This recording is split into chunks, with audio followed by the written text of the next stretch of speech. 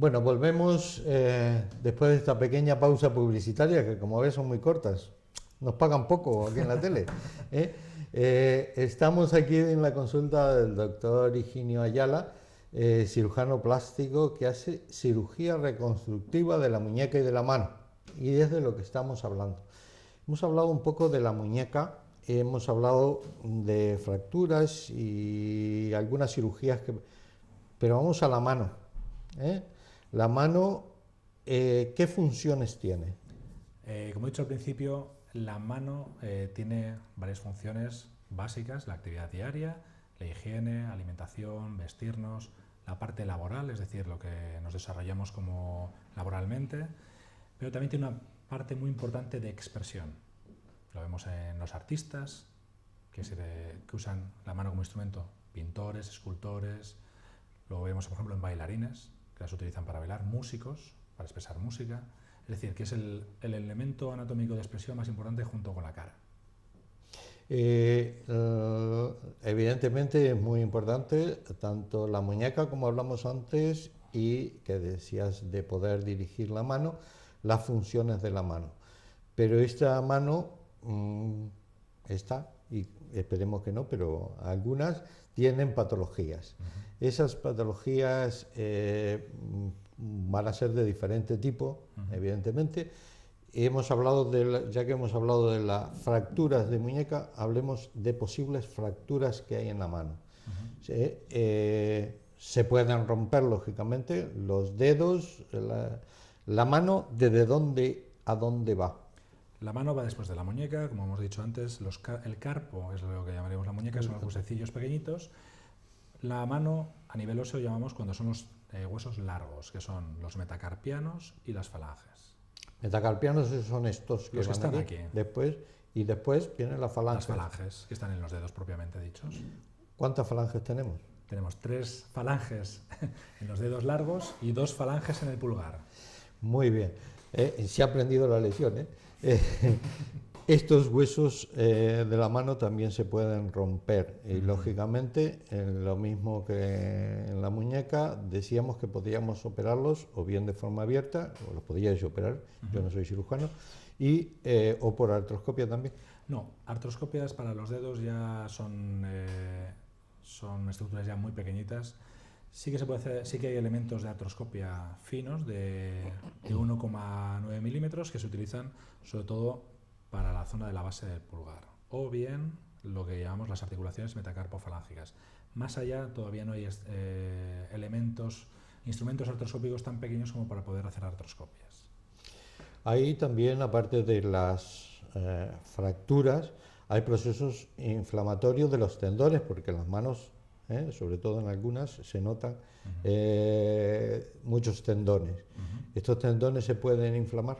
Sí, en la mano está constituida por muchos elementos anatómicos diferentes, de estructuras complejas, puesto que los movimientos que usamos en la mano son movimientos finos y con mucha destreza.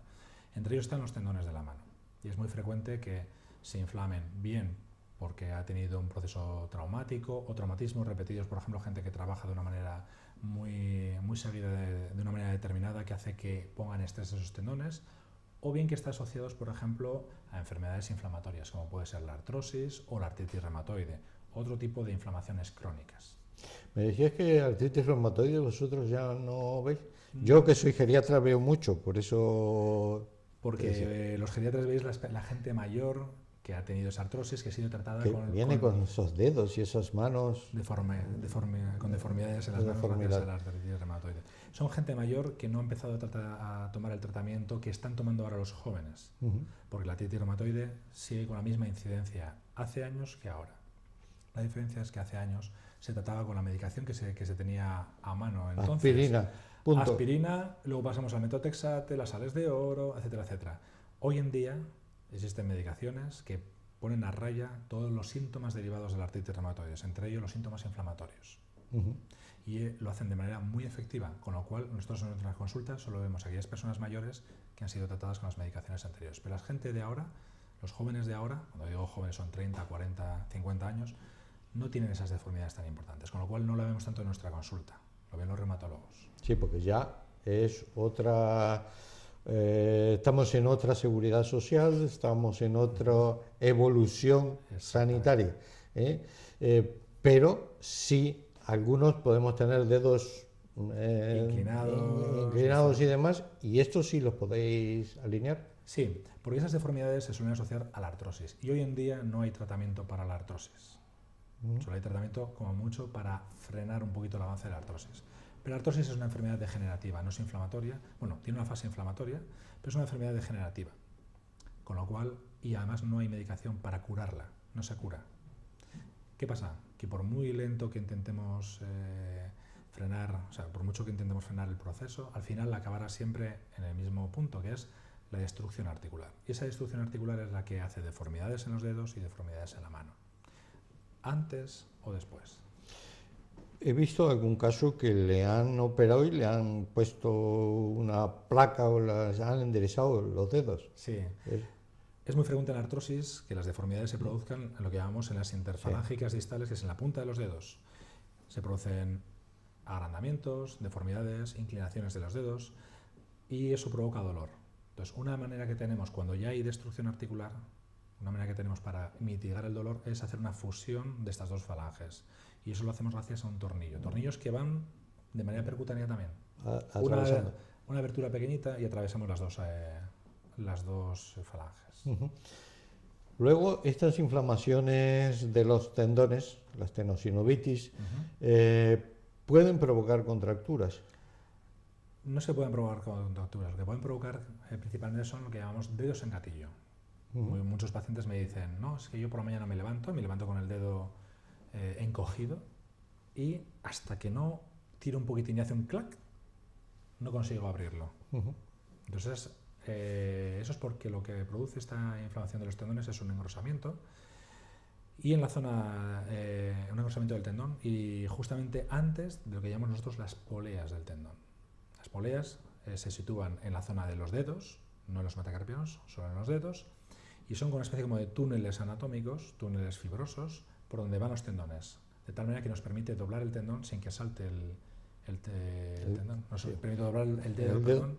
Si no, estaría el tendón agarrado de la punta. Claro, si no, saltaría como una cuerda de arco. Y lo que hace esos túneles es mantener fijo el tendón contra el hueso y hacer que la fuerza que se aplica al tendón vaya directamente hasta la punta del dedo.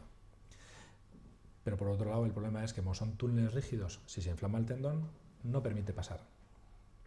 Y muchas veces lo que pasa por la noche es que pasa, se hincha y luego ya no vuelve.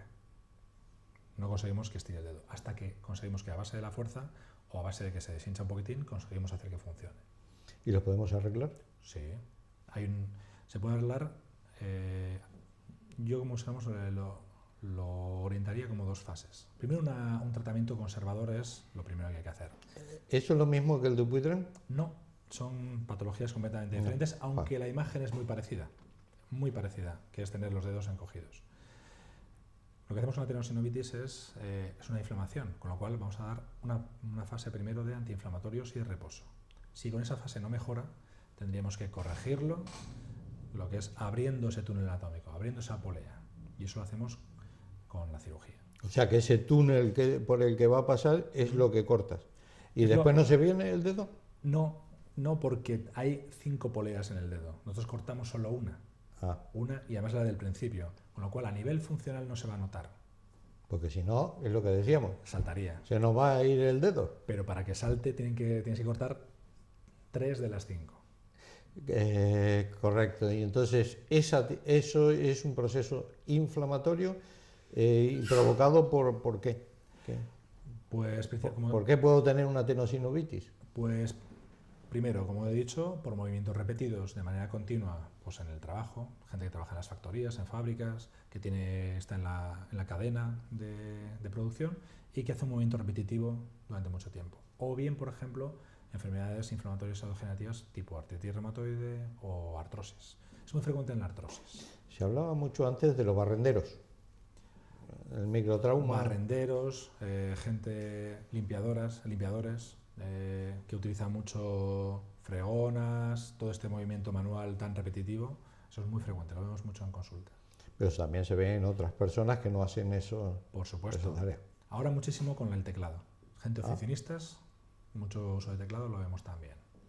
Y antes nombré una cosa que es eso que, bueno, ya la gente lo conoce como el Dupuytren. ¿Qué es eso? La enfermedad de Dupuytren es lo que llamamos la retracción de los dedos hacia la palma, de manera fija. Es decir, hay un tejido que está justo debajo de la piel, que no tiene que ver nada con los tendones. Digo, porque muchos pacientes me dicen, no sé, se me han cogido el tendón. Digo, no, el tendón está perfecto. Lo que pasa es que hay un tejido fibroso, duro, que está justo debajo de la piel y que se va contrayendo con el paso del tiempo. Te hablo de un proceso a lo mejor de años, ¿vale? Que empieza con un nódulo en la palma, que se nota un nódulo durito. Ese nódulo se convierte en una brida que va a lo largo del dedo y que poco a poco se va retrayendo con el paso de los meses. Se va retrayendo y además no se puede estirar porque es fijo, es fibroso. O sea que es el tejido fibroso que está, Exactamente. vamos a decir, por debajo de la piel. Exactamente, justo debajo de la piel. Y esto se hace más grueso. Va engrosando y va aumentando la capacidad contráctil, es decir, que se va retrayendo y va retrayendo con él el dedo, porque está anclado a diferentes partes del dedo. Y entonces, ¿y esto por qué se pasa? ¿Por qué se produce? Hay muchas teorías, no hay ninguna base científica todavía que diga exactamente por qué se causa la enfermedad de Dupuytren.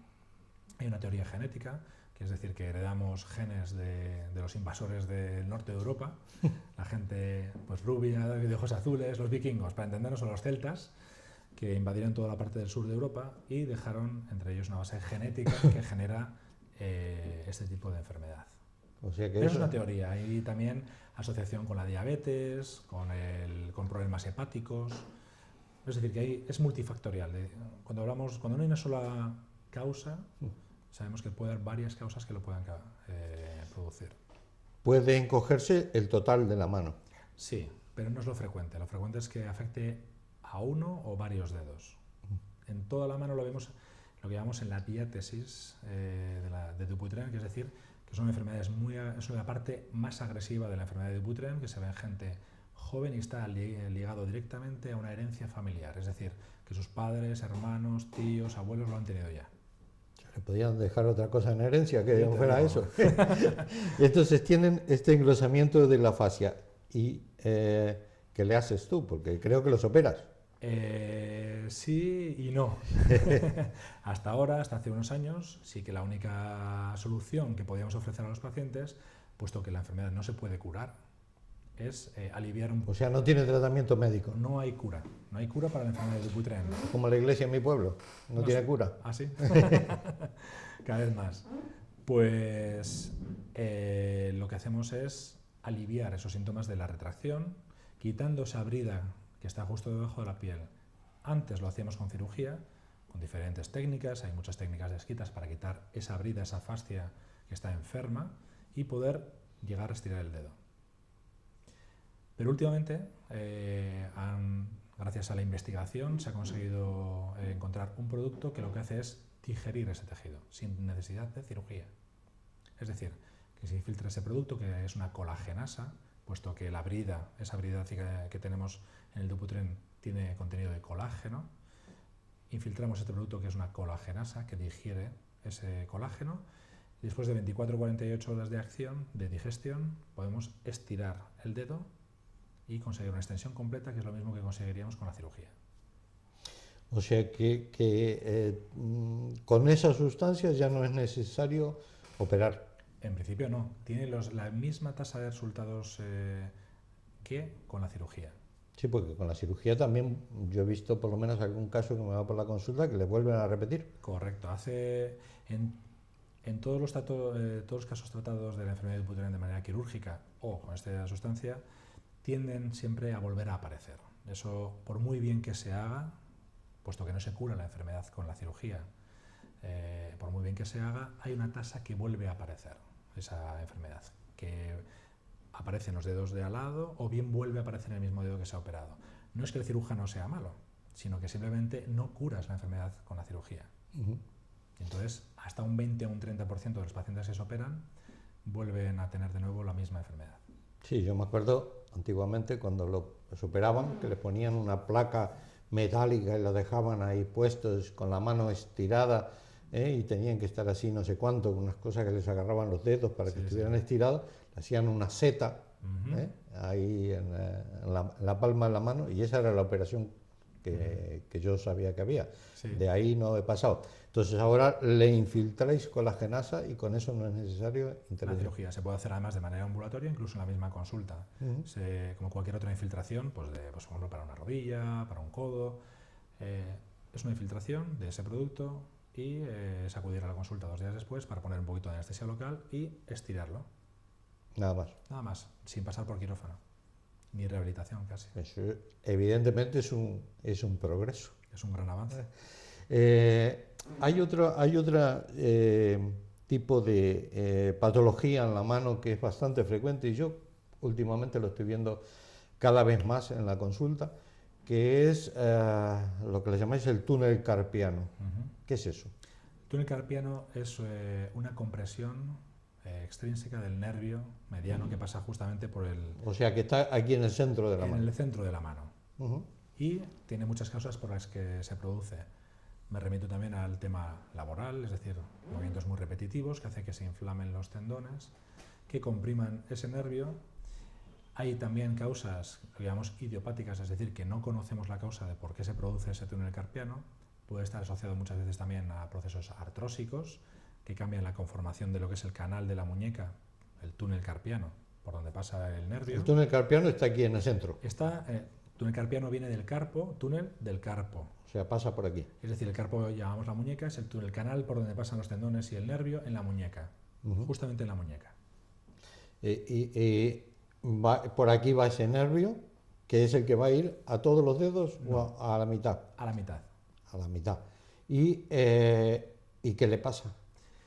Cuando un nervio se comprime, el problema es que no le llega riego, no le llega oxígeno suficiente y el nervio sufre. La manera que tiene de quejarse el nervio es demostrar que no puede hacer su función. ¿Cuál es la función del nervio mediano? Principalmente tiene dos. La más importante a nivel de la muñeca es recoger la sensibilidad de estos 3 dedos. Entonces, cuando se daña, se queja, se irrita, lo que hace es que esto no lo sentimos. Se pierde la sensibilidad. Notamos como un hormigueo, como un cosquilleo, un hormigueo, como cuando nos quedamos sentados en mala posición y vamos a intentar levantarnos y tenemos ese hormigueo en la pierna, muy parecido en esos 3 dedos de la mano. ¿Y por qué pasa eso? Se asocia también muchas veces a la menopausia. Por ejemplo, en esa época de la menopausia tenemos una inflamación de todos los tejidos, se acumula más líquido.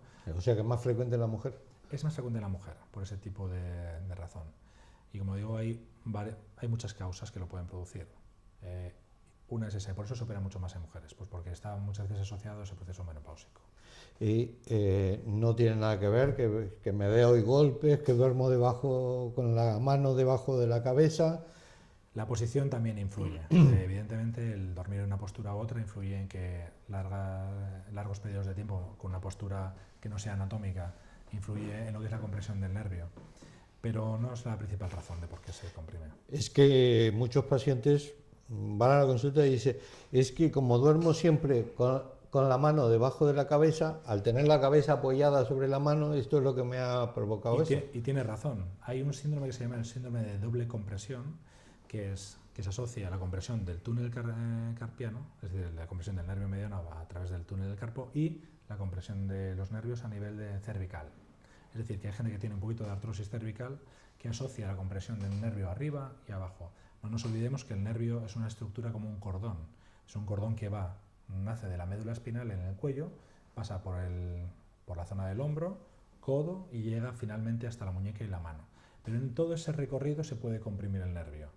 El sitio más frecuente es el túnel del carpo, pero el segundo sitio más frecuente es la zona de las cervicales. Es eso, por eso los pacientes lo describen de manera muy bien, que es me duermo con la mano de alguna manera y por la mañana me despierto con todo el brazo adormecido o la mano adormecida, y es por ese que lo muevo un poco y se me pasó. Exactamente. Pero hay otros pacientes que también les duele el pulgar. ¿Puede ser por esto también? ¿O es otra cosa? Es otra cosa, está relacionado, evidentemente todo en la mano está relacionado. Lo que tú refieres es ese dolor en la base del pulgar, sordo, mantenido. Eso vienen muchos a la consulta y que dicen que les duele ahí. Que empiezan con dolor, con inflamación, se le pone colorado, caliente. Después de ese periodo se enfría, como dijéramos, se deforma, sigue ese dolor hasta que ya queda como anquilosado en una postura. Eso es la artrosis de la base del pulgar o rizartrosis que llamamos.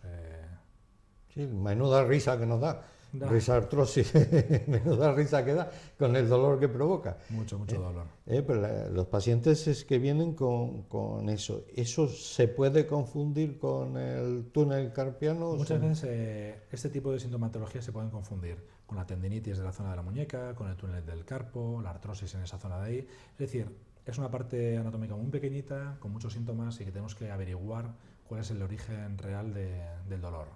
¿Y cómo averiguamos? Es decir, ahora mismo viene alguien y dice que me duele por aquí. Pues, ¿Cómo averiguo si es del pulgar o es del nervio del túnel carpiano? Lo primero y fundamental es una inspección. Una inspección, ver la mano, ver si tiene algún tipo de atrofia muscular, ver si tiene algún tipo de deformidad, tocarla, verla, poner en estrés todas las estructuras que dependen o que pueden depender de la zona del dolor y posteriormente hacer una prueba de imagen. En este caso hacer una radiografía. Con una radiografía simple, sencilla, se puede averiguar mucho en una mano. Y en este caso, la rizartrosis con una radiografía sencilla se puede ver perfectamente el grado de deterioro que tiene ya la articulación.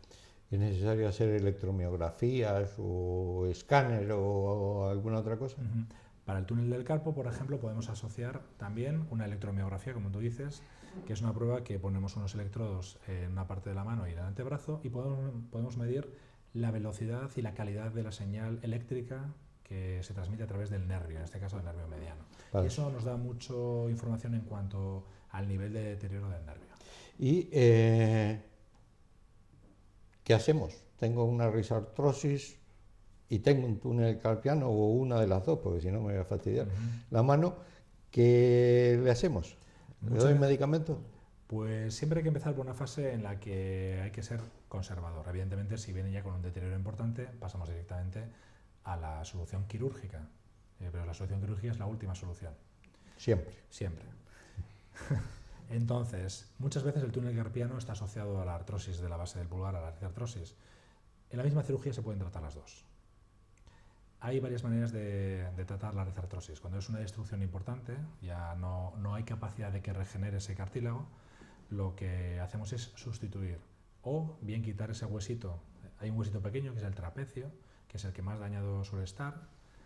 Entonces lo que hacemos es quitar ese huesito y o bien no hacer nada. Hay muchas técnicas, es decir, cada cirujano tiene su preferida. Tú dime la tuya. La mía. Yo tengo, vamos a ver, depende de cada paciente. Un paciente, porque muchas veces vemos artrosis en gente muy joven, 45 o 50 años, que les queda todavía una vida laboral por delante prolongada, y gente a lo mejor que trabaja a nivel manual de manera muy importante. Pues a esa gente le recomiendo, por ejemplo, hacer una artrodesis, que llamamos, que es quitar esa parte de la articulación que ya está dañada, ese cartílago ya nunca más se va a recuperar, y fusionar ese trapecio, que es el huesito pequeñito, con el metacarpiano, que es el hueso largo. Fusionando esos dos huesos, lo que hacemos es quitar esa articulación que producía dolor y dar estabilidad y fuerza a esa articulación que le permitirá luego el poder manipular bien. Sí, porque el pulgar es importante tenerlo. Muy importante, es casi el 40% de la función de la mano. Es lo que nos diferencia del mono. Exactamente, la oposición, el poder poner el pulgar en oposición con el resto de los dedos. No hables de oposición en estos días, que con el gobierno tenemos bastante. Ya te digo. Entonces, hay otras dos técnicas que son quitar el trapecio y reconstruir los ligamentos con tendón, es decir, con tejidos propios del paciente. Eso resuelve ya quizás en pacientes que no necesitan tanta actividad manual. Señoras o señores que bien están ya jubilados o gente que ya directamente dice que no tiene mucha actividad manual. Entonces podemos reservarlo para esos casos. O gente que está ya a lo mejor un poquito más al límite de esa vida laboral, pero que necesite tener un poquito más de estabilidad. Pues a esa gente le dedico una prótesis. Lo mismo que las prótesis de caderas, exactamente igual, con la misma conformación las tenemos también para la base del pulgar. O sea que para esto hay prótesis así Hay tan prótesis pequeñas. muy pequeñitas, son muy bonitas además de visualmente. Nunca las he visto. Sí. Por eso lo digo. No es que no haya. A mí viene el enfermo y dice, me han operado, vale. ¿Se lo han arreglado? Vale. Ujú. Pero no sabía que le ponían prótesis Existen ahí. prótesis y funcionan muy bien cuando están bien indicadas para cada paciente. Hay que individualizar siempre los tratamientos para cada paciente. ¿Y en el túnel carpiano? El túnel carpiano lo que hacemos es que a través de la misma incisión que hacemos cualquier de este tipo de procedimientos, aprovechamos y está justo ahí, con lo cual aprovechamos y lo abrimos. Solo con abrirlo ya queda. Solo con abrirlo ya mejoras, vamos, espectacularmente todos los síntomas del túnel carpiano. ¿Hay algún tipo de cirugía que de alguna manera mejore desde el punto de vista estético la mano? Por la manera que podemos mejorar estéticamente la mano muchísimo es solo con las malformaciones congénitas. Por un lado, y cuando hay grandes amputaciones de la mano que no se han podido reimplantar, hacer, por ejemplo, transferencias de dedos del pie a la mano para poder tener a nivel funcional bien la mano y también visualmente que parezca una mano. Yo he visto, sobre todo se veía mucho antiguamente, ahora hace muchos años que no lo veo, pues veías una cosa que llamaba la sindactilia. Correcto. ¿Qué es eso? La sindactilia es una malformación congénita. Porque ahora últimamente no la veo mucho. Bueno, poquitas. tampoco veo yo niños. Claro, pero la verdad es que se ven, como te he dicho al principio del programa, se ven cada vez menos niños con este tipo de malformaciones congénitas. Pero sí que se siguen viendo, los niños que vemos en consulta se ven con sindactilias. La sindactilia no es más que la fusión de dos dedos. O sea, vienen con los dedos pegados. Dos o tres o cuatro dedos de la mano, dependiendo del grado de afectación. Habitualmente son 2 dedos de la mano, es lo más frecuente. Puede ser que estén unidos solo a nivel de partes blandas que llamamos, que es piel y grasa, o bien que esté unido también a través del hueso, lo que llamamos una sinostosis. ¿Y esto lleva cirugía? Lleva cirugía. ¿O lleva tratamiento? Lleva cirugía. La única manera que tenemos de corregir la sindactilia es mediante cirugía. Se diseña un tipo de diseños geométricos que nos permite hacer colgajos, cirugías plásticas, para poder dividir el dedo correctamente y cubrir con piel toda la parte interna de esos dedos que hemos dividido. ¿Hay algún tipo de cirugía o de tipo láser que se haga en la mano? Cualquier procedimiento que se pueda hacer con láser en el resto del cuerpo también se puede hacer en la mano. Es que últimamente parece que los pacientes son muy adictos al tema del láser. No, supongo que a ti te lo dirán, porque para todas las patologías dice, ¿y me lo operarán con láser? Con láser, sí, eso es muy frecuente, ¿no?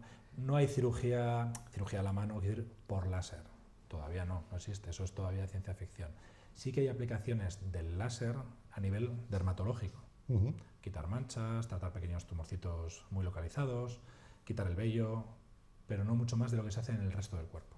Pero no operar, por ejemplo, el túnel carpiano por láser. No, eso no existe. ni el Dupuytren, o sea, las patologías importantes no se pueden hacer. No, eso es ciencia ficción todavía. Eso no existe. No existe. Tratamientos o hechos que podamos hacer para prevenir un poco la patología de la mano. O sea, ¿qué deberíamos hacer o cómo deberíamos cuidar las manos para de alguna manera no tener todas estas patologías? Bueno, no me lo digas todas porque si no te quedas sin trabajo, ¿vale? Alguna. Bueno, como he dicho, una de las funciones de la mano muy importantes es la función laboral, es decir, que usamos nuestras manos para trabajar. Y eso significa que, como está cada vez más en boga, el tema de la ergonomía. La ergonomía, es decir, la correcta colocación del cuerpo, la correcta uso de los instrumentos que tenemos a nuestro alcance. Tengo derecho. Eso es. Para poder minimizar esos daños en la anatomía del cuerpo humano. Lo mismo que pasa, por ejemplo, pues el colocarnos bien en una silla, correctamente delante de un ordenador, por ejemplo, o trabajar sin posturas forzadas, a la mano le pasa lo mismo. Es decir, que tenemos que trabajar con ergonomía para poder intentar prevenir esas lesiones que paulatinamente van dañando tanto el cartílago como los ligamentos, los tendones. Una de las patologías, y se me ha ocurrido ahora, todas estas patologías de la mano en los ciclistas, que andan, sobre todo los que salen los domingos, que van en una bicicleta de estas de montaña y que van taca, taca, taca, taca, taca, saltando. ¿Eso es bueno o es bueno que utilicen algún tipo de almohadilla?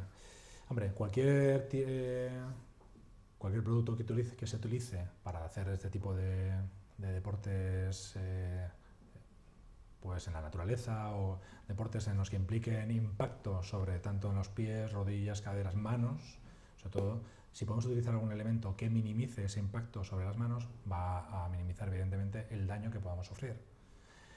Hay una parte de la cirugía de la mano que está enfocada a la cirugía deportiva. Y eso significa que hay mucha patología que está derivada de la práctica del deporte. Golfistas, por ejemplo, gente que practica golf, tienen un tipo de fracturas de esos huesecillos o de puntas de huesecillos de la muñeca que son muy específicas, por ejemplo, de ese tipo de deportes.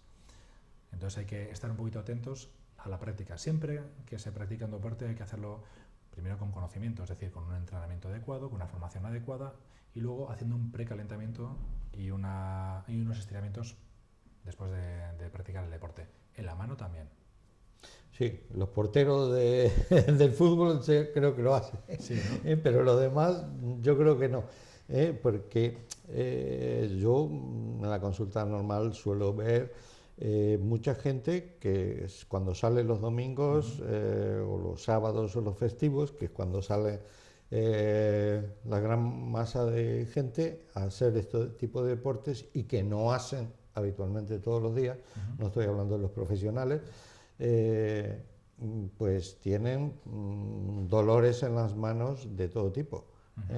Y yo creo que es porque todas esas bicicletas de montaña, o lo que dices tú, lo del golf, no lo previenen convenientemente. Entonces, pues si lo pueden prevenir, que lo hagan. Exactamente. Bueno, tenemos que terminar este programa de Salud y Sociedad. Te tengo que agradecer, el doctor Higinio Ayala, que nos ha recibido aquí en su consulta en Castelar 1, y muchas gracias por haberles ilustrado con todo este tema de la reconstrucción de la mano. Muy bien, muchísimas gracias a vosotros por invitarme al programa. No, muchas gracias a ti. Y señores, hasta el próximo programa de Salud y Sociedad aquí en Popular Televisión.